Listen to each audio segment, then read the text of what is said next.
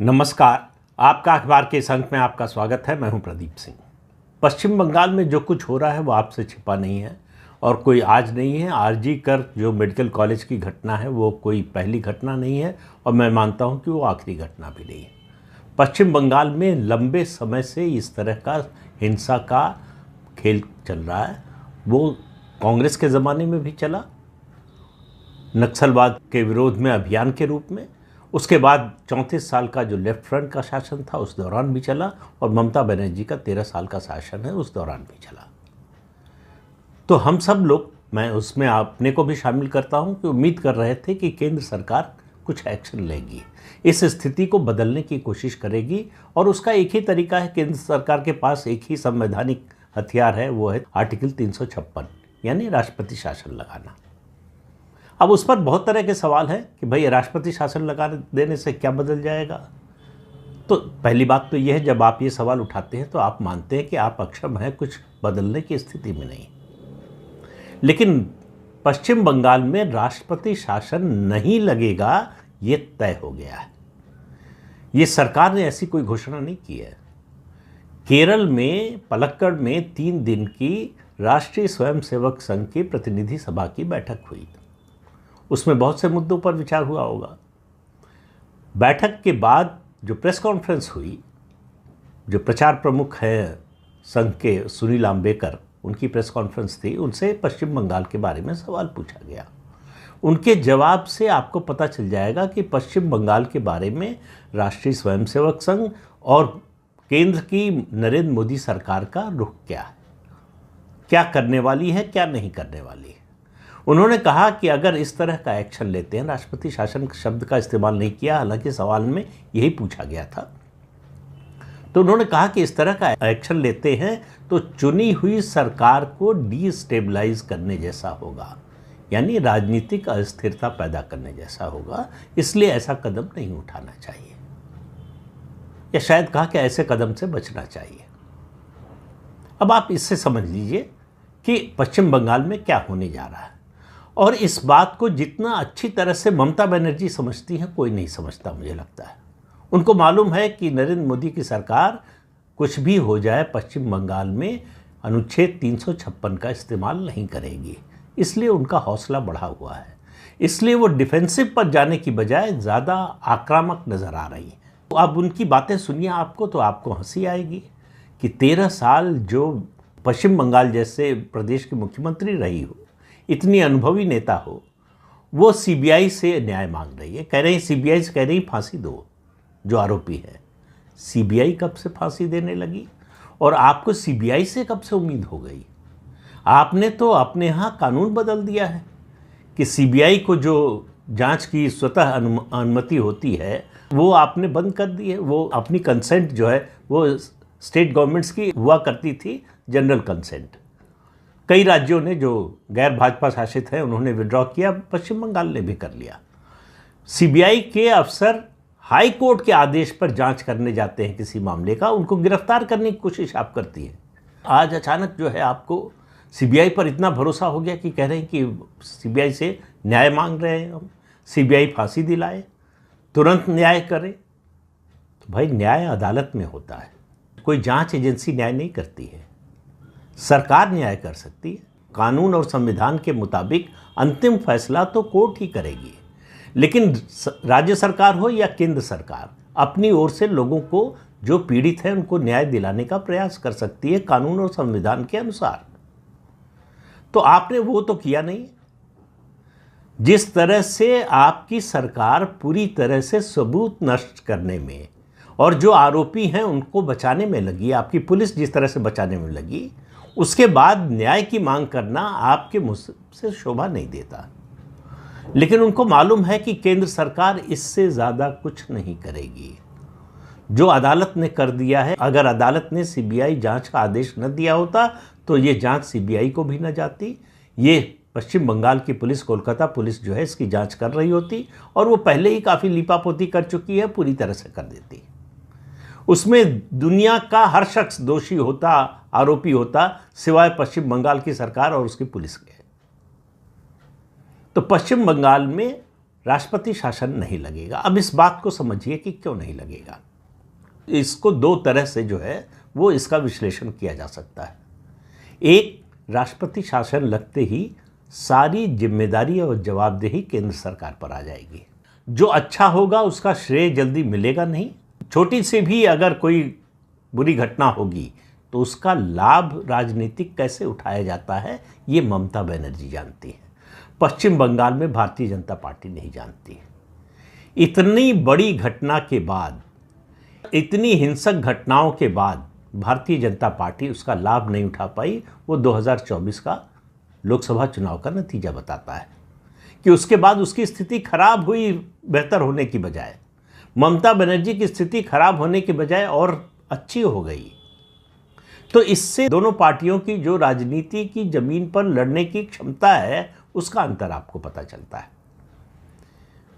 तो शायद प्रधानमंत्री को भी मालूम है, भारतीय जनता पार्टी को भी मालूम है और राष्ट्रीय स्वयंसेवक संघ को भी मालूम है कि हम जमीन पर ममता बनर्जी से लड़ नहीं सकते। एक तरह से तो इसको इस रूप में देखा जा सकता है कि इसलिए जो है राष्ट्रपति शासन लगाने का फायदा होने की बजाय अब ये राजनीतिक दृष्टि से देखा जा रहा है। प्रदेश के हित और जो राष्ट्रीय हित को नुकसान पहुंचने वाला है उस दृष्टि से ये इस फैसले पे आप नहीं पहुंच सकते। जब आप राजनीतिक दृष्टि से देखेंगे तभी इस फैसले पर पहुंचेंगे, तभी आपकी इस तरह की राय बनेगी। और दूसरा ये है कि ममता बनर्जी लगातार, ये आंकलन है बहुत से लोगों का, भाजपा में भी है, संघ में भी है, उसके बाहर भी है। एक वर्ग जो राष्ट्रपति शासन नहीं चाहता, उन लोगों का मानना है कि ममता बनर्जी लगातार अलोकप्रिय हो रही हैं।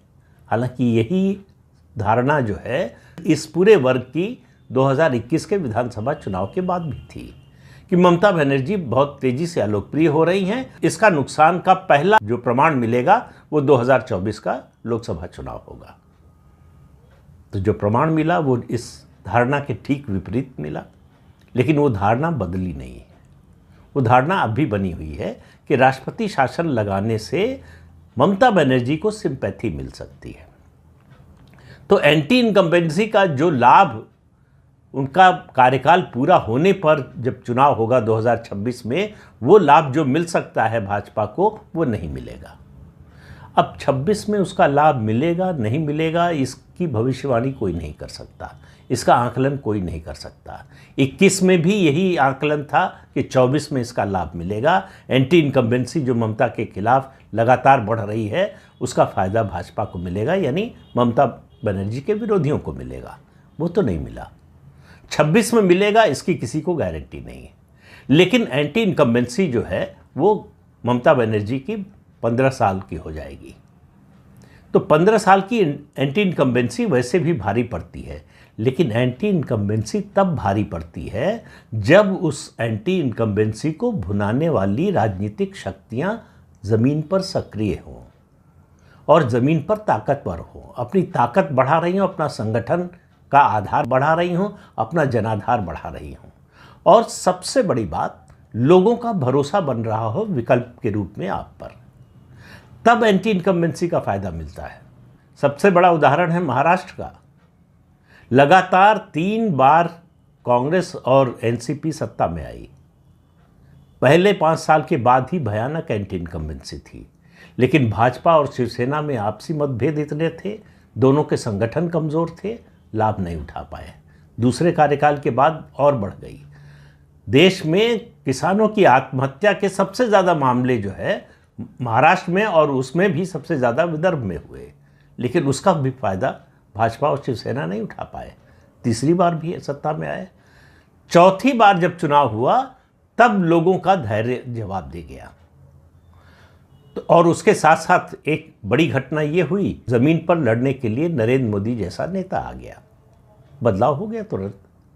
2014 में जो है बीजेपी जो चौथे नंबर की पार्टी थी राज्य में, वो नंबर 1 की पार्टी बन गई। तो बदलाव आता है राजनीतिक नेतृत्व में विश्वास होने पर। भारतीय जनता पार्टी के पास पश्चिम बंगाल में ऐसा कोई नेतृत्व नहीं है जिस पर लोग भरोसा कर सके। मैं ये नहीं कह रहा हूं कि जो लोग हैं वो कोशिश नहीं कर रहे हैं या प्रयास में कमी है, लेकिन भरोसा केवल कोशिश और प्रयास से नहीं बनता। भरोसा बनता है लगातार आपका जो एक्शन होता है, आप ज़मीन पर जिस तरह से काम करते हैं, आपका जो ट्रैक रिकॉर्ड बनता है जनता के मन में, उससे भरोसा बनता है कि हाँ अब ये समय आ गया है, अब इन पर भरोसा किया जा सकता है। ये फैसला करके, भले ही इसकी घोषणा औपचारिक रूप से ना हुई हो कि पश्चिम बंगाल में राष्ट्रपति शासन नहीं लगेगा, बीजेपी ने अपनी एक तरह से राजनीतिक हार को स्वीकार कर लिया है कि अभी जो पश्चिम बंगाल में परिस्थितियां हैं, अगर राष्ट्रपति शासन लगा दिया तो हम उससे निपटने में सक्षम नहीं हैं और उसका जो नुकसान होगा वो बहुत बड़ा हो सकता है। लेकिन इसका एक दूसरा पक्ष भी, ये केवल राजनीतिक मामला नहीं है, ये एक सरकार का इस तरह से रास्ते से भटक जाने का मामला नहीं है, ये देश की सुरक्षा, एकता और अखंडता का भी मामला है। देश में बदलती हुई डेमोग्राफी का भी मुद्दा है और देश में बढ़ रही घुसपैठ का भी मामला है और ये सब सीधे सीधे जुड़ता है राष्ट्रीय सुरक्षा से। तो पश्चिम बंगाल में ममता बनर्जी की सरकार के रहते ये सब खतरे कम नहीं होने वाले हैं, बढ़ने वाले हैं। ये केंद्र सरकार भी जानती है, ये भाजपा भी जानती है, ये आरएसएस भी जानता है। लेकिन 356 नहीं लगाने का फैसला इस बात की स्वीकारोक्ति है कि हम इसको रोकने में सक्षम नहीं हो पाएंगे। ममता बनर्जी से लड़ना जमीन पर हमारे लिए कम से कम आज की तारीख में, आज की परिस्थिति में संभव नहीं है। आप देखिए किस तरह के खतरे में है वो, लोगों में कितनी बड़ी नाराजगी है। ये नाराजगी उस दौर को याद दिलाती है जब ममता बनर्जी के पक्ष में सिंगूर का मामला हुआ था, जब सीपीएम की सरकार, मतलब लेफ्ट फ्रंट की सरकार जो है, वो क्रेडिबिलिटी लगातार बहुत तेजी से खो रही थी सिंगूर और नंदीग्राम की घटना के बाद। पहली बार ममता बनर्जी के खिलाफ कोलकाता का, पश्चिम बंगाल का भद्रलोक सड़क पर आया है। ये मेरी नज़र में भारतीय जनता पार्टी के लिए गोल्डन अपॉर्चुनिटी थी राजनीतिक दृष्टि से। वो कितना इसका लाभ उठा पाती है ये तो आने वाला समय बताएगा। 2026 का चुनाव या उससे पहले जो ग्राम पंचायत और स्थानीय निकाय के चुनाव होंगे उनसे एक अंदाज़ा लगेगा। हालांकि उसमें तो जो है वो ममता बनर्जी किसी को जीतने ही नहीं दे सकती है। वो राज्य सरकार चुनाव कराती है, वो दोनों राज्य सरकार के हाथ में बहुत लेवरेज होता है, इसलिए जो है उससे एक थोड़ा सा अंदाज़ा लग सकता है, संकेत मिल सकता है, लेकिन पूरे नतीजे का आभास नहीं हो सकता। उसका आभास या उसका प्रमाण तो जो है 2026 में विधानसभा चुनाव के नतीजे से ही मिलेगा।